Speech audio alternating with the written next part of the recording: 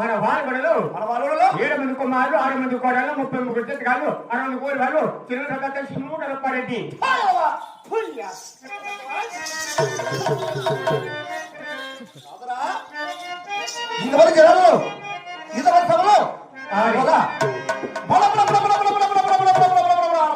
వాడితే ఎలా అర్థమవుతుంది వయసుడు ముసలోడు ఎవరు ముసలోడు మీ అమ్మ మూడు ముసలు